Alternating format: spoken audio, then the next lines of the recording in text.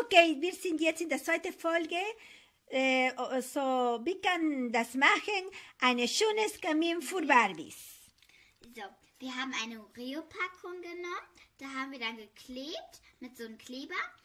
Dieses bunte Papier. So, ne? Ja, das ist ein Papier, in Cremefarben ist.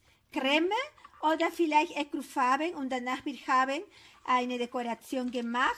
Genau, das sieht genauso wie eine Steine aus. Ne? Wir haben alles übergeklebt, ne?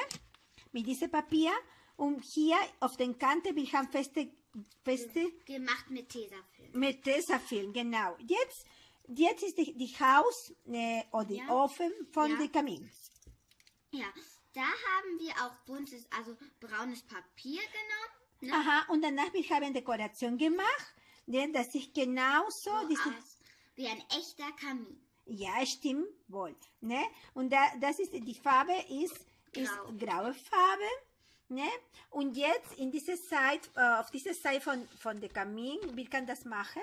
Wir haben so ein Cremepapier genommen, haben wir draufgeklebt, haben wir auch wieder diese kleinen Pappen da drauf geklebt und dann haben wir dieses kleine Häuschen, wo Feuer rauskommen kann.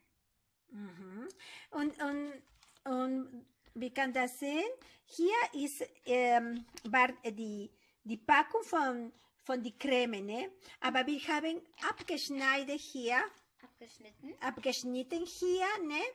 In diese dreieckige Form hier, auf der Spitze, ne? Ja. Und danach ich habe Papier über diese Packung geklebt. Das ist braune Farbe. Braune Farbe und diese sind in Grau. Aha, in Grau. Wir haben eine Dekoration gemacht, ne? Mit diesem kleines Quadrat, in braune Farbe. In Grau. Farbe. Ah, Entschuldigung. Meine Muttersprache ist Spanisch, deswegen. So, unsere Dekoration machen, was wir haben hier mitgenommen. Wir haben hier so kleine Steinchen genommen. Aha, ja, in braune Farbe. Hier haben wir ein bisschen Holz. Ja, diese Holz, die kann finden ins Ball, ne? Ja. Und für ein schönes Lied haben wir dieses kleine Lämpchen. Aha, das ist eine LED-Licht, ne? So, und was haben wir gemacht? Wir haben dann noch hier so diese Pflanzen in diesen Kreis reingetan. So. Ah, das ist eine Kugel, ne? Eine Dekokugel, ne? So. Aha, und die Vase ist, guck mal, ist eine Karton, das kommt in dieses Tesafilm. In dieses Tesafilm. Guck mal, wie schön, ne?